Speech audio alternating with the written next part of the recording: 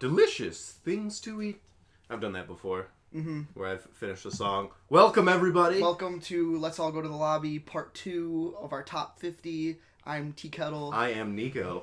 And, we're ready to kill the game. This is gonna be fun. Yeah, you want to hear something? But before we get into it, you want to hear a funny story that happened to me yesterday? Absolutely, bring it on. So Friday the 13th was on Friday, and apparently it came a day late for me because Saturday the 14th was one of the worst fucking days I have had in a long time.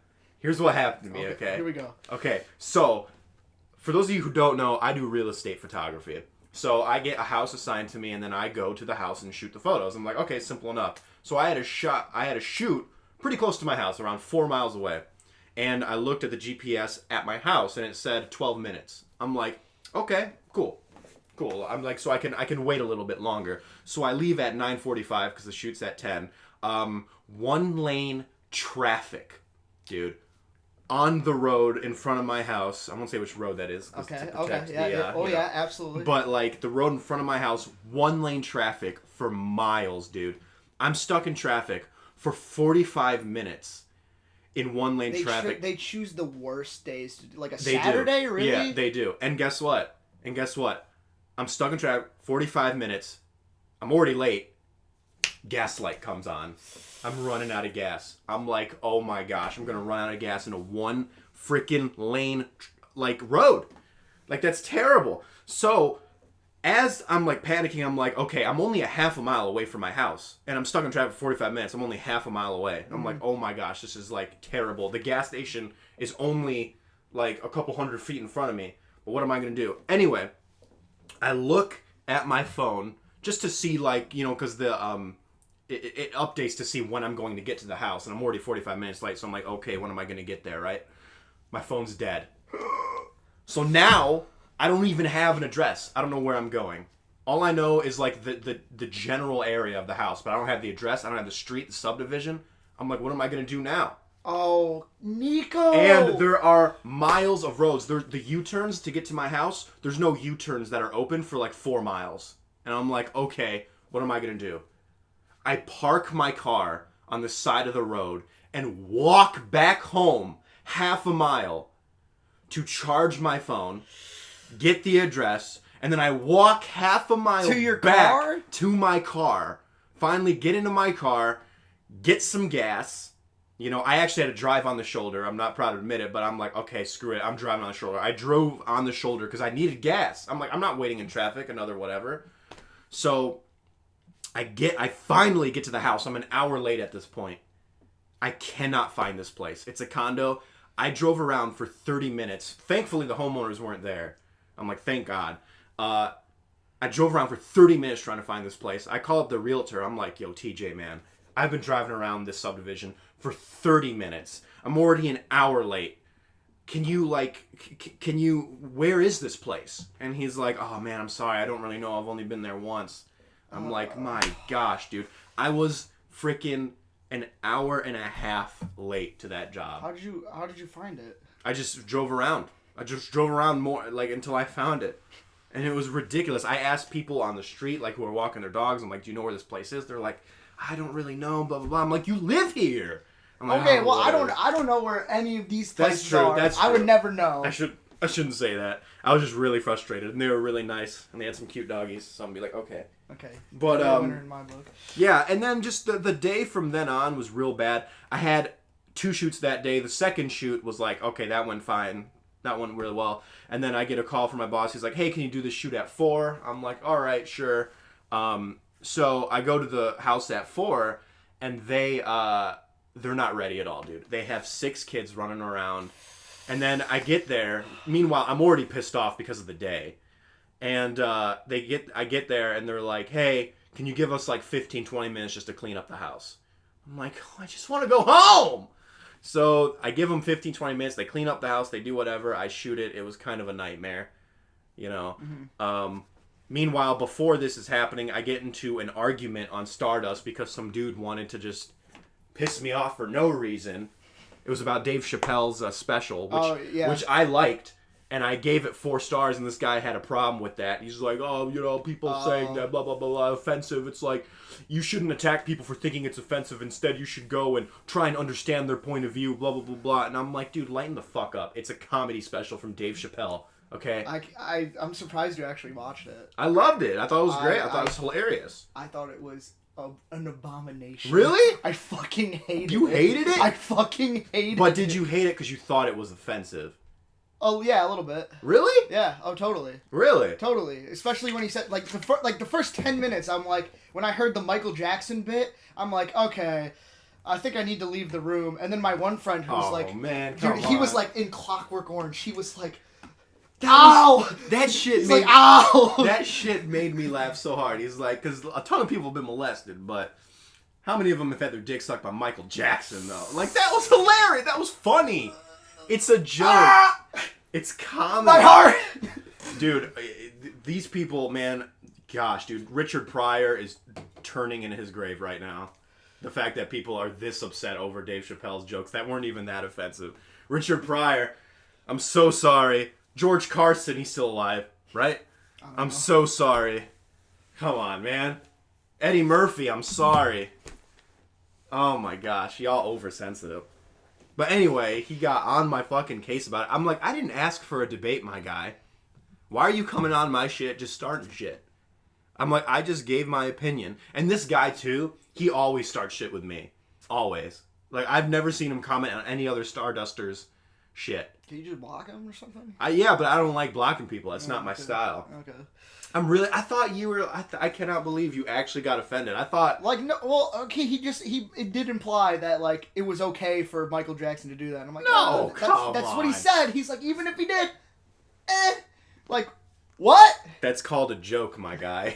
That's called a joke. It's not meant to be taken seriously. You're like the guy who does, you're a troll, my guy. You say all these offensive jokes, all these offensive, like, dank memes and shit, and you're like, and you get upset. I actually over really Dave don't. Chappelle. Like, I think I've misled you early on. I mean, my brother does. Yeah. Like, for sure. Yeah. But we're like yin and yang. No, I don't know. Like, I also didn't think it was funny. Like I just didn't think it was funny. There were some jokes I didn't think that were funny, but it's not because I thought they were offensive. It's just because I thought they didn't land. Mm. You know, I hate fake story comedy. I hate that stuff. Oh. You know, like that story about how he shot like 2 meth heads who broke into his home. That stuff is never funny to me because I know that they're making up that story and it didn't actually happen. Mm-hmm. I'm like, that's just not funny to me. And like a ton of comedians do that, and I hate when they do that. I'm like, it's not real, dude. Because their life is uninteresting. Exactly. They don't have anything. Exactly. So they're actually making it up. I hate that. But that's a whole nother conversation. I know. That's a reaction. I cannot believe you actually didn't like it. I thought you would have loved it more than anybody. Honestly, no, not really. Wow. Mr. I can't even remember the last time I thought like a stand-up comedy was funny. Yeah, that's true. Got a snowflake over here, fellas. Oh, yeah. Bro. Oh, what's up, David? What's up, Derek? Derek's my boss. He said he was going to listen to my podcast. I don't know if he actually is. Well, but you should. Welcome. And we just want to get into it. Want to get into it? Hold on, let me just process the fact that you're a little bitch. You do what you got to do. And then after that, you see, that's called a joke. I don't actually think T-Kettle's a little bitch, but for those of you listening, that's something called a joke, which is when you say something mildly offensive or insulting, but you don't actually mean it, and it's all in love. But that wasn't a funny joke. Calling you a little bitch is always a funny joke, T-Kettle. All right, number 20. I'm going to jump right into it. Yeah, we're right? on 24-1 today. Going 25. 25? Yeah. Oh, yeah, you're right. Yeah. My bad. Yeah. Number 25. First time I watched this movie, I fell asleep.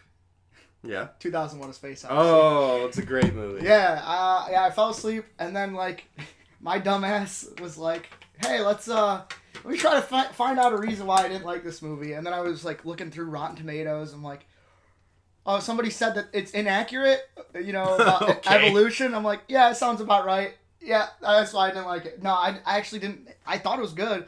I thought it was like really, really pretty. Obviously, It was definitely like self-indulgent. But a little bit. But in the kind of the best way, because obviously no one was doing that kind of stuff back then. Mm-hmm. And Yeah, man, it took me like years, many watches to like really feel like I understood it enough to give it the 10. You see, that's the theme of that movie. That seems to be a commonality between people watching 2001 is that they have to watch it multiple times to really understand and love it. I've only seen it like once, so that's why it's not on my list of top 50 is because of that reason. I liked the movie when I saw it, but I feel like I need to rewatch that in order to really put that as a definitive best film I've ever seen. You know For sure. I mean? So and so that was back in like 2012 when I first watched it. Mm-hmm. It was like tier 2, tier 3, and yeah, I mean since then I got to see it in IMAX, which was awesome. Yeah, that is I think awesome. that was actually on our first episode. Really? Oh yeah, you're right. Yeah. Yes. That was a while. Throwback. Yeah. Dang. But yeah, I mean ever since then, I feel like that's kind of opened up a lot of gateways into like understanding other film. Yeah. Like I really feel like I haven't struggled with like comprehension of a film since then. No, not since then, but like I think the most recent one was like probably the Where's Ethical films, Cemetery of Splendor in particular, because it delves into Taiwanese like culture and stuff like that. But as far as like exposition, like minimal exposition films, like I feel like this movie has kind of like helped me like identify those films. Yeah. And I can't thank it enough for that. And yeah, dude, it's a masterpiece. You just reminded me of like this really. You said you saw every episode of pretty much it, right? Yes. Do you remember the one with 13 Reasons Why? And they were like trashing on 2001. He's like, yeah, it's something that pretentious, not them, but like the characters in the show were like, it's something pretentious people like to watch to seem smart. And then pretty much it are just like, fuck you.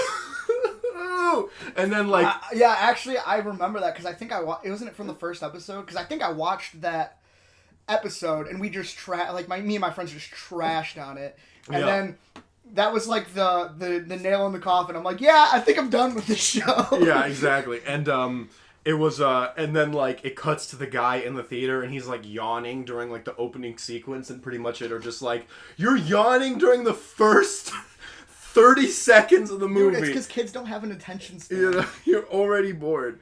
I love pretty much it, dude. They're so funny. Yeah. Good stuff, yeah. Good stuff. 2001 is great.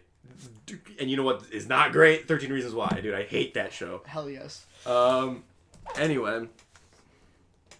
All right. You got to backtrack now, right? Because you were on like 90. Yeah, I was on 95, meaning the year 1995, because I was going in the right definition of chronological order.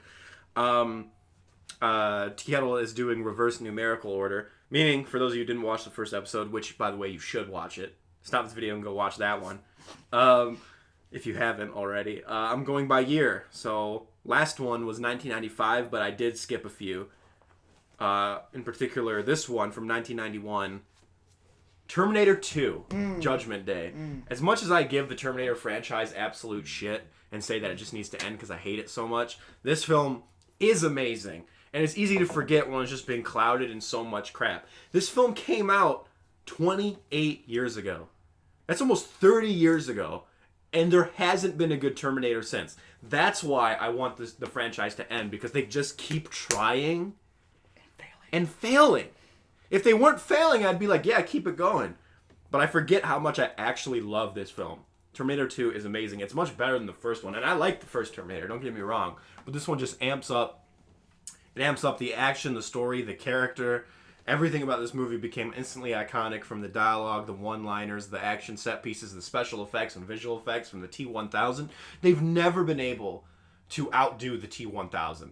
Like like the TX from Terminator 3 was like a combination of the T-1000, T-800 sort of thing, like an anti-Terminator. That was kind of like whatever. Forgettable. And then Terminator Salvation, I don't know what the hell that was. Terminator Genesis, again, it's basically just the T-1000. It's like nanites instead of liquid metal, but it's the same thing.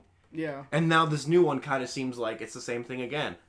Like, obviously, it's new in the fact that he can clone himself. Like, his skin is the T-1000. So it's like his skin comes off the exoskeleton and becomes the T-1000. So it's almost like he can whatever.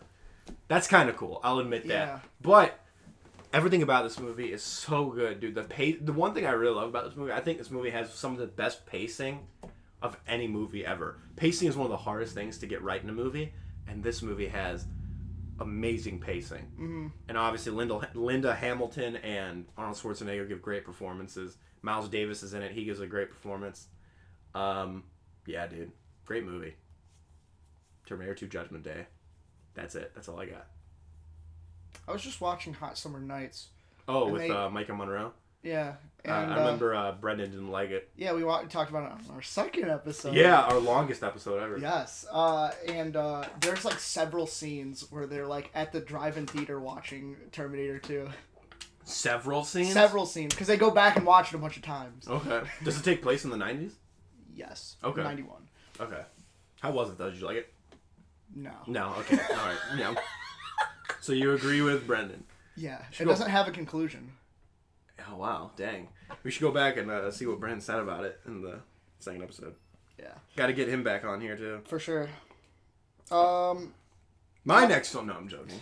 It's yours. It's your turn. 24. 7. Man with a Movie Camera. Oh, yeah. Yeah, I've watched this a couple times. I watched it back in 2015, and I watched it as like I tend to do this with documentaries. I'm like, I'm gonna throw this on like right before I go to bed. It's like 5 a.m. at this point in time because I had no life. Yeah. And I'm like, yeah, I'll just watch it for a little bit and probably fall asleep to it. And then like I was like, no, I'm not falling asleep. I'm awake. I'm wide awake. And then I ended up just finishing it. I still got to see it. For those of you who don't know, it's like a movie from 1927, something like that. It's basically, and me and 29. Me and T-Kettle have had discussions about this movie many times. Yes. It's in my opinion, it's great, but it's more of an experiment than a movie. Because what it is just literally a man with a movie camera doing all these new at that time, new and innovative techniques with a camera. Like, well, that's half of it, and then the first half is like just showing like all the stuff from like Russia. Right? Yeah, it's just like it's like a documentary about Russia. Yeah, it's like it's not really like it doesn't show anything like it doesn't really have any like text or anything like that. It's just showing like aspects of life there. Interesting. Yeah, I'll have to check it out because obviously I've seen. I mean, like this is arguably like the first stop motion ever, reverse shots. Reflection shots, upside down shots, it's like everything, it's just dude. It's just like an experiment with the camera, which is a very cool. I mean, it's essential viewing for anyone who wants to get into cinematography. Yes. And the film or just industry. film in general. Yeah, that's and... why I think that was like my first one. I think I didn't really watch a lot of stuff like that before this, so like it was kind of a big deal for me. And I remember texting Brian during it, which is funny because like. It's something that he totally wouldn't, like, care about at all, but for some reason, I'm like, dude, you gotta watch this. This is so fucking good, dude. Yeah. And I'm just telling him about all the shit that was happening, and he's just, like, probably just coming home from work at that time. That doesn't strike me as something he'd be interested in. Not at all. Like, totally not at all, but, like, I feel like he was just, you know,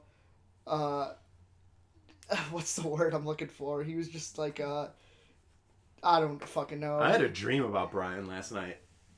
And it was pretty hot and heavy. No, I'm joking. No, it was, we were just talking. Just talking. I miss you, Brian. What the hell? That seems, that dream seems pretty surreal. Like, it it wouldn't happen. No, dude, I don't think I've seen Brian in, like, a year. In all honesty. To be honest with you, I think Damn, it's probably been the same amount for me. Yeah, like, the last time I remember is the Halloween party.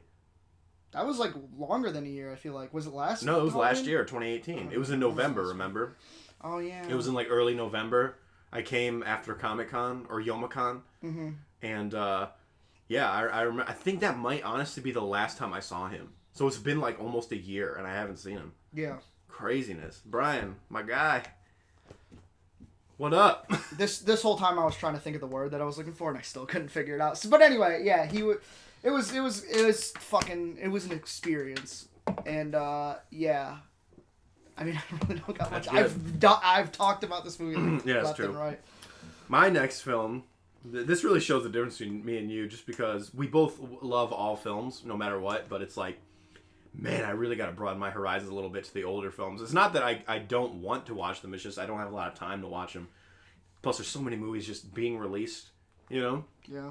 It's hard. But then new movies come out and you don't have to waste your time because you know it's gonna be bad. Like the Goldfinch, 29%. It's gonna be bad.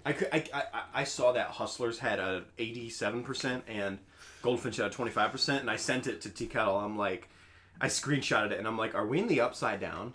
Because those trailers, complete opposite reaction. Juxtaposition right there. The juxtaposition, like the trailer for the Goldfinch looks so good, and the trailer for Hustlers looked like ass. I was like, this movie's gonna be forgotten in like 2 seconds.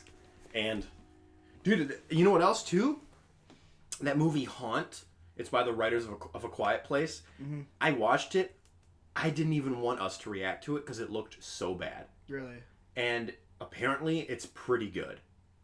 Is what I heard. It's actually real good. And I'm like, all right, trailers have been lying lately because this is crazy. Luckily, we don't have to deal with it today. That's right. Anyway, my next film from 1992, Reservoir Dogs. The only Quentin Tarantino film you'll see on my list.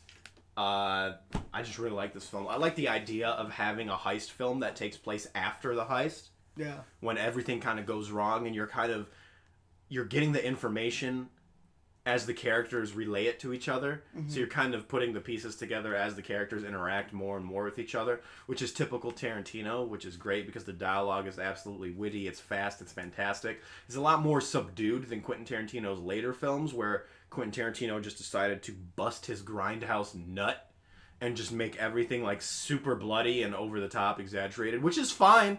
Don't get me wrong. It's fine. Yeah. Don't get me wrong.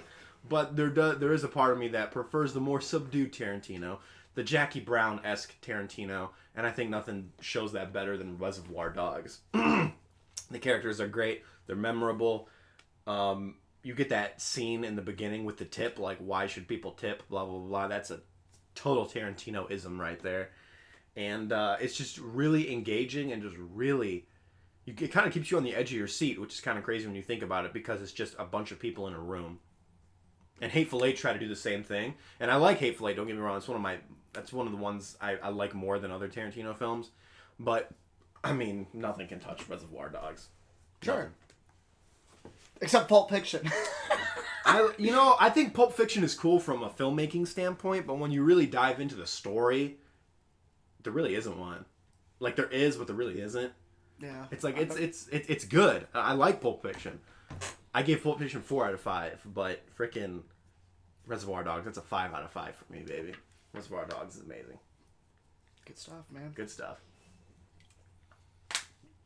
Number 23. You talked about it last week. I'm going to talk about it. Raiders of the Lost Ark.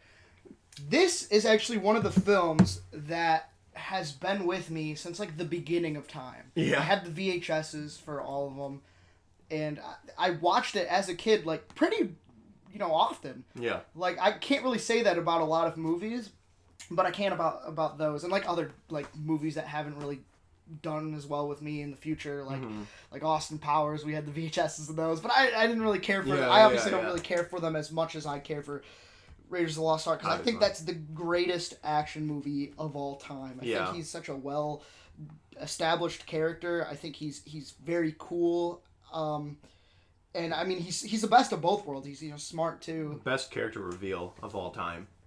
Yeah, it's either that or like Willy Wonka. Yeah, Willy Wonka's which they didn't tell like any of the kids like anything from that. So like when they were like, "What the hell is this?" They didn't know. Willy Wonka, that's a good one. I didn't think about that one. I also like Fistful of Dollars too. That's a good character reveal too. Yeah. Mm-hmm. But yeah, I mean, this movie has been around for forever. So like, I think it kind of wins points on that merit alone. But it's a great film too. But it is a really good film. I don't think it's mostly practical stunts and stuff like that. They're not like they were great for their time. And there's another part of me that's just like, man, this is perfect for everyone because it's kind of like got that horror element for like the youth and stuff like that, like the supernatural element to it. And that used to, like, creep me out when I was a kid. Yeah. But yeah, I mean, I feel like this movie could just be enjoyed at any age, and that's why, like, as I grow up and stuff like that, nothing really changes for this movie. And you know, this I think it was actually Temple of Doom that did this, but Temple of Doom basically invented the PG-13 rating. Yeah. Yeah, because everything was PG before that. And because, you know, when you rip the heart out, Kali Ma, it's like, that's pretty gruesome for a kid. It is pretty gruesome. And so they're like, all right, we need to invent the PG-13 rating because of that. But the first movie to ever get the PG rating, here's some trivia for you. Do you know it? The first movie to do it? To get a PG-13 rating. Oh, boy. Like Temple of Doom made the MPAA realize they needed the rating. But what was the first movie to actually get the rating? I feel like I've heard it. I don't remember it. It's Flamingo Kid. Okay. You don't remember the Flamingo Kid? No. Neither do I. But it was the first movie to ever get a PG-13 so that's rating. the only thing that it'll ever be remembered for. Yeah, pretty much, actually. I think John Hughes did it. I mean, John Hughes directed it. Oh, really? I think so, yeah. Huh. I need to look this up before I don't want to... Yeah. Yeah, another thing about this movie, I don't know if just for as a kid, I always forgot... Oh, I'm sorry, Gary Marshall. Marshall directed it. Okay, go ahead. I always forgot which movie had, like, which scenes and stuff like that. That's another thing that's, like, it was always an enigma, and I was always like, I can't remember which one I liked the most. And how you got from one scene to another was always, like, a mystery to me, too. I remember in Temple of Doom, I'm like, how the fuck did they get, like, on the plane to this, like, temple in the middle of nowhere? I'm like, what happened? It's just like, it was always a blur to me. But I don't know, dude. This movie's, it's fucking awesome. Oh my god. I love it. I don't think I'll ever stop loving it. All right. Isn't my top rated blockbuster? No, but it's up there. What you looking up now? Sorry, someone's just texting me about it. Take your time. You know how we said there's no interruptions? That's no way. I'm about to interrupt us right now. Woo! We're back. Sorry about that. No problem. Let's get our energy back up. All right. Okay. My next. Slap myself in the face real quick. Yeah. Oh! You actually did it. Oh, fuck. You actually did it. All right, where are we at?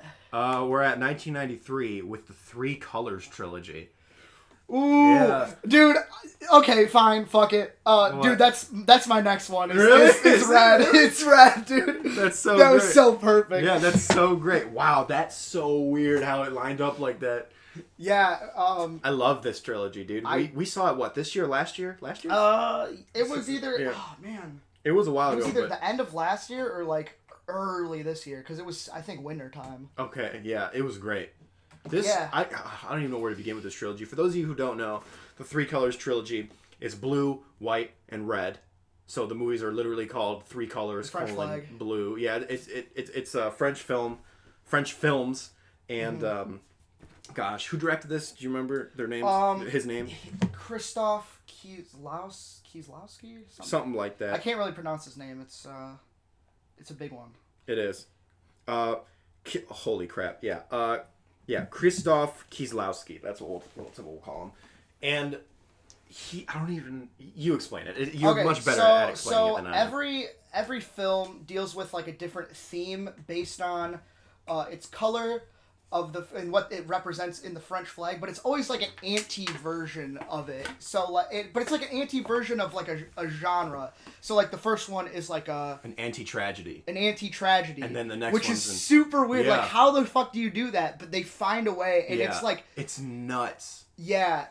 And then anti-comedy for the next one, which is white. And which then is sad. It's like tries to land humor, and it just turns out being just like really like humiliating and like, oh man. Like, yeah. And then anti-romance, which is red. And that is my movie, dude. It's mainly because like that movie is where just like the stars align, and all of the movies kind of like come together. You have references from like shots throughout all of the three films. You have like characters that have showed up through like all of the three films.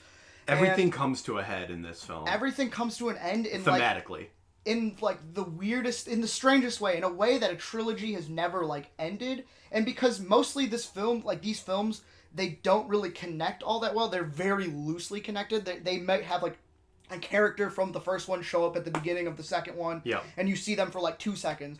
There's also like and this is so weird because it just came to me. Remember, there's always that theme of like the older lady, old lady trying to put the bottle in there, and no one ever helps her out except.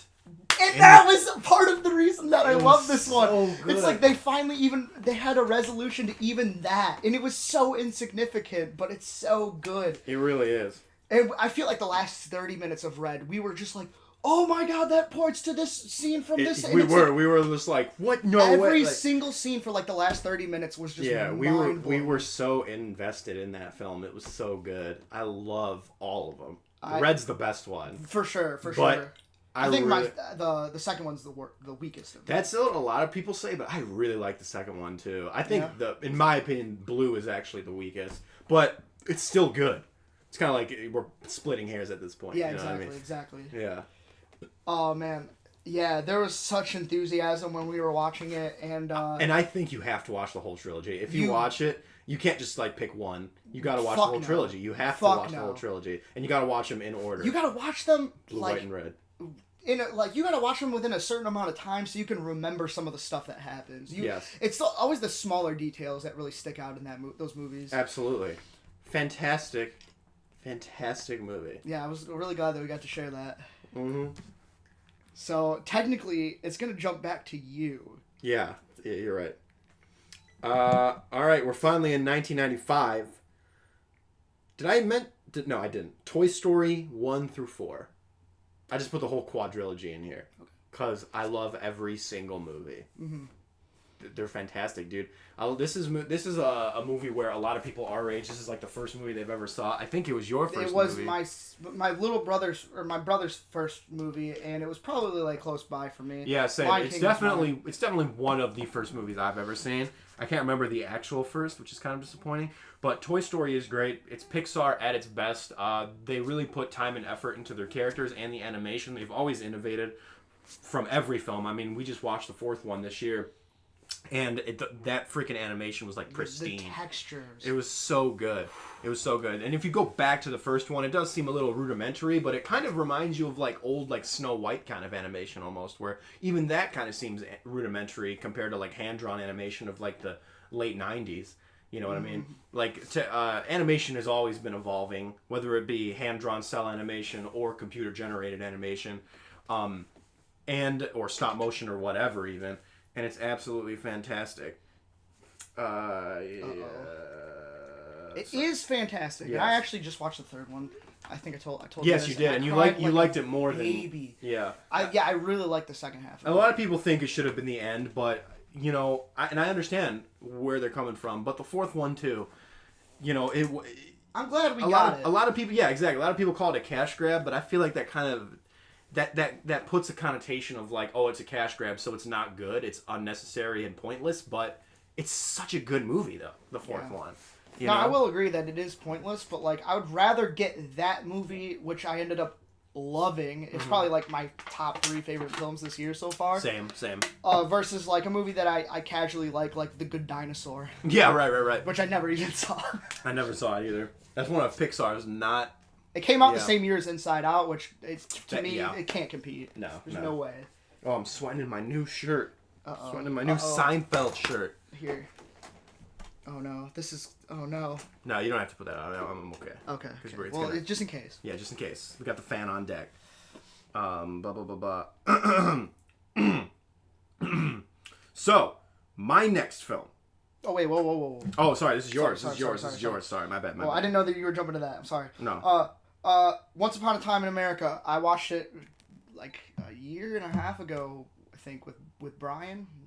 Yeah, that's a commitment to watch that. It is. We talked about watching this movie for probably 2 years. No, we started talking about it when we first met in 2014.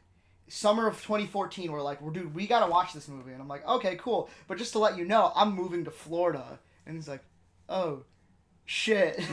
And then so I moved to Florida for like almost 3 years. No, it was a little over. It was like 2. I came back in 2016. We were freaking in Florida at the same time, and we didn't even know it. And we were in the same area. Yeah, we were. Because I was like 2 miles away from Full Sail. Yeah. Yeah. Crazy. It is crazy. Small world, dude. It's very small. Small world. And so yeah, we talked about it, and then 2 years had passed. When I came home, and we still never watched it. We would always end up watching something else because it's like, oh, I only have a little bit of time. I don't have time for a 4-hour movie, and so we'd end up watching like, I don't fucking remember, but it was always like kind of whatever stuff. Yeah. The Innkeepers. Man. It was okay. Can I say something about The Innkeepers? Go for it. That movie was so overhyped for me. People kept talking about how it was one of the best horror films they've ever seen. That I like Ty West, don't get me wrong, but that horror film was nothing special. I think I like to me. House of the Devil more. I wasn't even a huge fan of that. I really like In a Valley of Violence. I think that's the best Ty West movie. That's a Western. It is. But yeah, The Innkeepers was so like overhyped for me, and I watched it and I'm like, nothing happens. Yeah, I mean, it was for me it was okay, but it was okay, but then we finally watched Once Upon a Time in America, and I'm like, why didn't we do this earlier? Because that movie, dude, that movie made me cry. Like it was so sad. I haven't seen it. Because it was sad on a level that wasn't like necessarily about the film. It was about like he was conveying like his last messages through this film is what it felt like. It was like his swan song. It really was. Yeah. Wow, that's a good way of putting it. Yeah. Yeah, and it's like it was almost an apology for some of the like the violent stuff that he had in his movies, and it's like, wow, this is insane. Yeah. And just really beautiful movie. I was actually scared because there's one part in the movie where I'm like, I hate this movie. Really? I fucking hate this movie. They did something to the main character that was like, why would you fucking do that? Yeah. Like that's so stupid. Uh-huh. And then like it kind of tied into the theme, and I'm like, oh, the movie couldn't be as good without that scene now. Dang, I really want to see it. I haven't seen it mostly because I don't. It's hard. It's a commitment film. Yeah, we divided it into 2 parts. We went and got some food. Yeah, that's during probably the intermission. That's the best way to do it. Yeah. I mean, I've told you this story 100 times, even on the podcast. But that one dude who invited me to see an extended version of it, and he and I like 4.5 hours. 4.5 hours, and no. He was a very nice guy. But I wouldn't want to watch a movie with him. So. Much less a 4.5 hour movie. Much less a 4.5 hour movie. I'm like, thanks for the invite, my guy. You're a really nice guy, but I'm gonna have to pass. We're gonna have to start small, man. Yeah. We're gonna have to start with like fucking the Stan Brockage short films. Right. Sorry about that for almost going to my next film here. No, you're good. You were probably excited. I was because this film I have never talked about before on the podcast. Okay. Ever. 1995. Well, maybe I've mentioned it in passing, but I've never like talked about it. 1995, Desperado. Okay, I definitely haven't talked about that movie before. Yes, Desperado is an absolutely amazing film. It's a remake of El Mariachi, and you might be thinking, why isn't El Mariachi on this film? A lot of people like El Mariachi more. I don't know. I just think it's better. Obviously, it's bigger, and it's more competent because Robert Rodriguez had money this time. Yeah. But I remember watching this film in Greece. I used to watch this on a loop, just in Greece. And we had a VHS player when DVDs were very prevalent still. But in Greece, we had a VHS player. So my dad just had a stack of VHSs. So we would watch a bunch of films. And one of those films was Desperado. I love the story between the brothers. I love the story between the love story between Salma Hayek and Antonio Banderas. There's one scene, and just hang with me, okay? Just stick with me, because it's going to sound weird, okay? But Robert Rodriguez is a really good storyteller, especially visually, because he does something really interesting here. He takes the sex scene, okay? He takes the sex scenes, because there's 2 of them, and he makes them about character. Okay. He uses it to tell the audience more about the character. When, I guess, mild spoiler, but not really. It's been out for like 25 years, so. Okay. when Salma Hayek and Antonio Banderas hook up, it's lit completely differently. It's all candlelight. It's all slow motion. There's a lot of cross dissolves and a lot of really sensual kind of.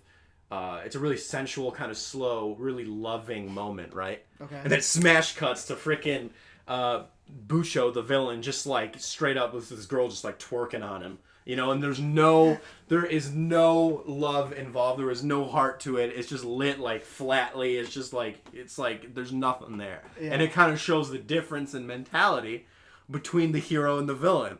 And I like how Robert Rodriguez does that visually. I'm like, that's real cool. That's real cool. I probably should have used other examples besides that to express why this film is great. It was funny. It's funny because like the first thing that when you told me that, I was like, so Robert Rodriguez invented twerking? Like that's the first thing that came to me. I'm joking. Okay, I'm joking. Yeah. I just didn't. I wanted to like. I didn't want to use the other word. You know what I mean? Oh yeah, so yeah, I was for like, sure. Have you seen Desperado or no? I actually have not. It's real good. You should watch it. It is clearly over the top. Quentin Tarantino is in it. Of course, he has a cameo, and he has a great scene in it. It's real funny, and it's also Danny Trejo's, like, I think his first film ever, and he also kind of steals the show. It's a fantastic movie with fantastic action, fantastic themes. It's very serious, and then in typical Rob Rodriguez / Quentin Tarantino style, it kind of just goes off the fucking rails at the end. Of course. And it's just like, it's just like, all right, we're in this movie now. But it works, and it's great. Yeah. And I love it. And I love this movie. It's a film I haven't talked about. And it's actually the second part of a trilogy, the El Mariachi trilogy, or the Mexican trilogy, which is El Mariachi, Desperado, and then Once Upon a Time in Mexico. Yes. So this one's my favorite, personally. A lot of people think Once Upon a Time in Mexico is the best one. I like it, but... And I know this was an intentional thing, because Robert Rodriguez said it was, but in the third one, Antonio Banderas is almost like a secondary character in his own movie. He just becomes like a supporting character, which is very strange. But he said it was very intentional, because he almost wanted Once Upon a Time in Mexico to be the good, bad, and the ugly to the trilogy. So I get where he was coming from, but I really love Antonio Banderas' character. I want to see more of him. You know, he's the hero. Yeah.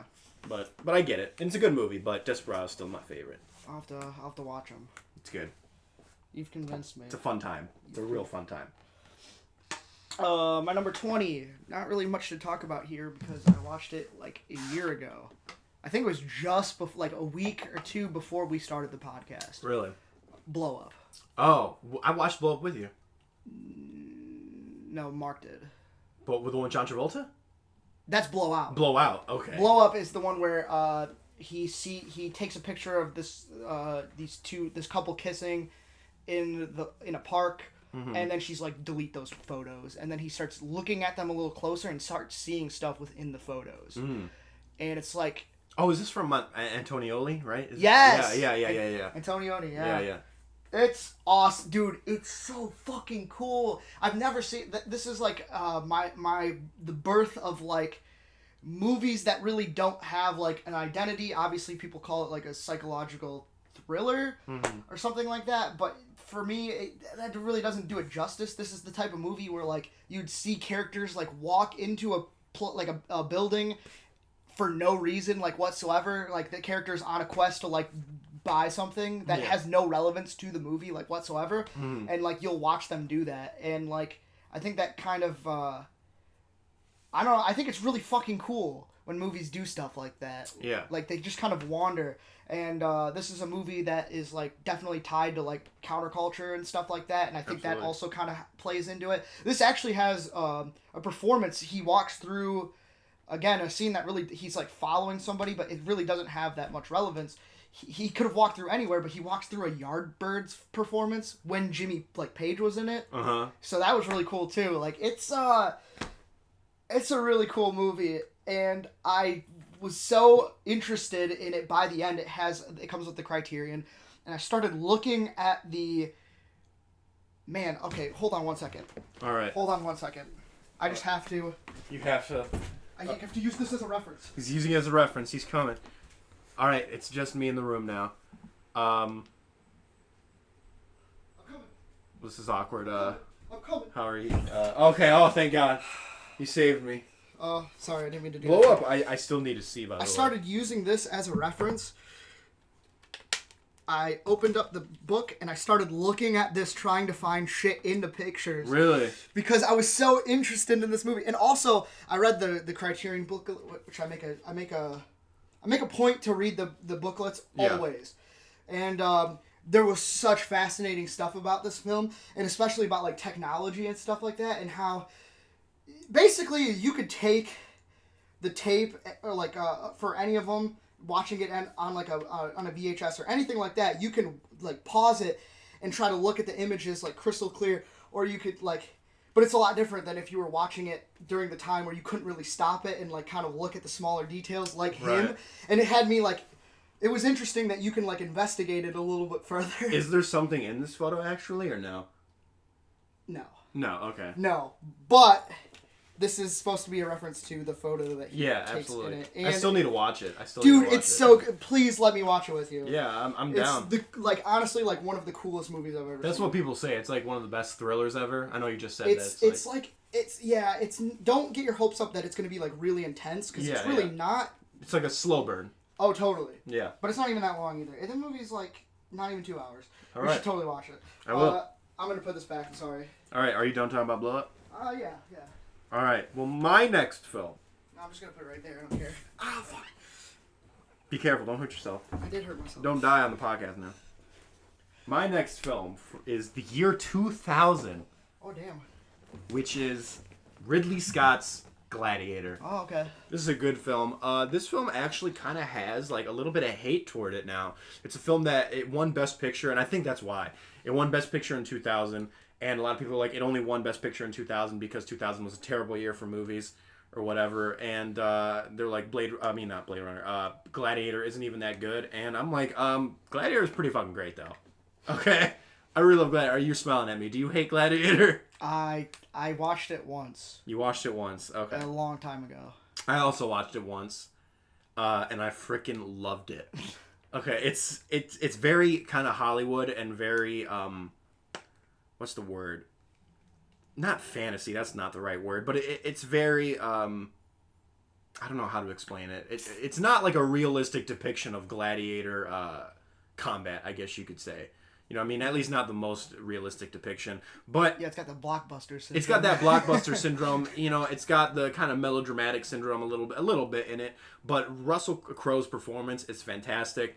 And the cinematography, the special effects, the visual effects, which were pretty great for their time, is really good. The action's fantastic. Joaquin Phoenix, I mean, that dude's one of the best actors of all time. And he plays a great job as the villain. And I just really like this film because I think the one thing that cemented this film as one of my favorites of all time was the ending. Like, you might look at the ending and be like, okay, that's a little cheesy and overdramatic. I look at the ending with tears in my eyes. I'm like, fudge, man. I'm like, that got me. Like, that freaking gets me, dude. With the freaking score by Hans Zimmer and the other female, I can't remember her name, but she also helped. She does, like, the vocals on it. Mm-hmm. Oh, my God. Dude, that gets me every time, dude. It gets me every time. I rewatch that ending sometimes. I just rewatch it. I'm just like, man. And it still gets me every time. That's a movie I think I need to rewatch. Yeah, it's a good one, man. It's a good one. Don't watch it with the stigma of people be like, it's one of the most overrated films of all time. Like, people put that with, like, Chicago. I don't really watch that with anything. You know? People put it with Chicago as, like, the films that should not have won Best Picture. I'm like, come on, dude. Like, Blade Runner is not that bad, like, at all. Blade Runner is amazing. Blade Runner? Sorry, freaking Gladiator. Yeah, I keep Ridley Scott. Yeah. Yeah, I too agree Blade Runner should have won. Blade Runner should have won. You're absolutely right. What won that year? 2017? What? I can't remember. What won 2017? 2017. Oh, Yeah. I'm just talking about like the original Blade Runner. Oh, yeah. Well, but, I mean like that. Should it have won though? The original one? Because like the original theatrical cut wasn't that great. Yeah, no, as you know, now that you put it that way. Yeah. That was like the only thing people really saw at that point. 2049, I mean, I don't know. I don't know if it should have won, but whatever. It wasn't even nominated. It was not nominated. Wow. That's crazy. Which is, it's fine. It's fine. Who cares? It's fine. It's fine. All right, what's your next film? My next film is another pretty recent one for me. Dawson City Frozen Time. I knew that was gonna be on here. Dude, that movie is next level. I still need to see it. I didn't think that a film that is so important to like film students and also the fact that I watched it early on, being man with a movie camera. I did not think that any documentary was going to surpass it until I saw this movie, which has kind of got like it's got the same type of formula to it a little bit. I mean, obviously it doesn't do the camera tricks and stuff like that. It doesn't really have anything like that. It's the guy who did it. He takes like he's just an archivist. Yeah. Is what he is. He takes all these photos from Dawson City, a place that I want to visit more than anywhere. And he compiles that with the silent films that were found there, because this place has a very interesting history. This is a documentary, by the way. I'm sorry. I know I've talked about this a lot, so I'm gonna try to keep it brief. Like, this is a really interesting place that during the gold rush, it was booming.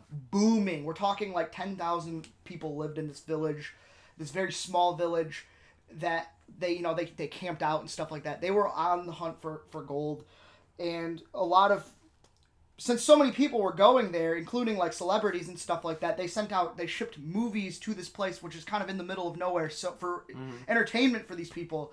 And then like 10 years later, in like 1910, like this place like declined in population to about like 1,000, because people heard that there was gold in Alaska. So you just see what happens throughout that 10-year period till about 1920, and then like it goes silent till 1970, which it made like probably local news or something like that, but nothing major. They found 400 reels of silent films underneath of where this I think it was an ice hockey rink was, which it used to be like a movie theater there. Yeah. And then it tells a story, this is the only moment in the movie that has like sound. It tells the story about how the guy who found it contacted somebody, and they sent a woman out to like kind of like document it and stuff like that, and he ended up falling in love with her, and that's how he met his wife. Yeah. And it's like, that's really cool too. Like, this movie is just, it's fucking brilliant and has absolutely the best score I've ever heard ever. Fuck yes, it's so good. Sometimes I will just listen. I'd have to listen to the whole movie because they don't have the soundtrack anywhere, just because I just want to hear it. You gotta tweet at the director again. Yeah, I did. I did do that. Yeah, and he responded, and he was like, "Thanks for giving a shout out." That was Bill Morrison. Oh, so fucking good, dude. I fucking love that movie. Nice. All right, let's go to a movie I love too. 2003. I'm talking about this movie a little bit. I think I might have mentioned it on my top 5 comedies. I don't even know if it was on my list or if it was an honorable mention. Considering it's on my top 50 of all time, it might have been on my list. School of Rock. Whoa! Yeah. Now that's yeah. Woo! That's one that right. That's a left field pick, right? It is a left field pick. I love this movie. This movie is so funny. It's so witty. Again, you know how much I love wit. It doesn't rely on gross out humor. Raunch. There is raunch in it, but it's not like crazy raunchy humor where like the raunch is the thing that sells the movie. The thing that sells the movie is Jack Black's really charismatic, really kind of what's the word? I'm trying to think of the word. You ever just like get caught on one word and just ruins your entire flow? You mean what I just happened? Yeah, what just happened to you? But he very charismatic, very likable performance. Eccentric, yeah. And it goes, but it's not like Jim Carrey where it can be like too much. Yeah, he's just so passionate about music that he's kind of in another world. He is in another world, but it's not, it doesn't take you out of the movie because of how over the top it is, but he just makes you laugh, and he makes the kids laugh, and the chemistry between, and only Richard Linklater could ever do this, like, okay, maybe not, but you know, he's really good at doing it, is like really building the chemistry between characters, especially with children. Like, you can tell that the children of that movie and Jack Black really did have a relationship, and they really love each other. I mean, they still have reunions, you know, of the cast, you know, that's like so cool. 20 years later. It's fantastic. I mean, and the arc of Jack Black's character does have an arc. Dewey Finn is his name. He has an arc where he becomes a really selfish person, a really selfless person, and the kids really help him discover that, you know, which might seem a little cliche, but sure, like that's fair enough if you say it's cliche, but it has very charismatic performances, good cinematography, good gags, both visual and with dialogue. Good musical performance. Good musical performances. The climax is fantastic. It keeps you laughing throughout. And everyone there seems like they're putting in their A game and having a great time. This film, I laugh every time I watch it. It's one of my favorite comedies of all time. We need more comedies like this. And I just recently watched, Variety does like career timelines. Mm-hmm. Those videos. Richard Linklater did one recently, like a week ago. And he talked about School of Rock. And it was almost like a bet because he's like, with himself, he's like, can I do a studio comedy? He's like, I don't know if I could do it. But he's like, you know what? Yeah, I can do it. I can do a studio comedy. Yeah, why not? And he did. And he freaking killed it, dude. He killed it. It's such a good freaking movie. I love this movie, dude. I did not even know you loved that movie. That's awesome. I love it. So great. It may not be my favorite comedy of all time, but it's probably like my number 2 now that I think about it. It's actually I feel like I owe that movie a lot because I kind of remember like getting into like rock music because of that movie. Mm-hmm. I was pretty young. That montage sequence with the Ramones, brain is hanging upside down or whatever. Mm-hmm. That's like I think they remastered that version for the movie. That's the definitive version to like listen to. I love that song because of that movie. Yeah. And I would never listen to the Ramones. I'm not like a Ramones guy, I'm more of a Clash guy myself. Never even heard of that. The Clash? Like, oh, The Clash? Yeah. Oh, okay. You said Clash. Well, you know what I meant. I'm more. No, not really. Okay. No. No, you're right. That's like saying I'm more of a Used guy. I'm like, what? It's like The Used. I'm like, oh, okay. Well, because the only reason I said it like that is because I figured you would know because the Ramones and the Clash are kind of like yin and yang. I see. They kind of actually they kind of go hand in hand, so it wouldn't be yin and yang. But yeah, they're really good. I like them a lot.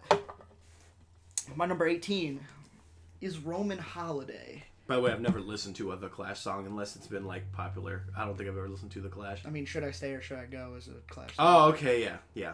Now I know. Yeah. Yeah, look at me. Not a very great song by them. Yeah, I'm not Rock big the Cash I'm not big into. Okay, yeah. That song's so good. I'm not big into classic rock. What can I say? I like it. I appreciate it. But I'm just not that big into it. Anyway, Roman Holiday. So I saw this movie back in 2014. So that I told you that year it was gonna come up a lot, and it still will.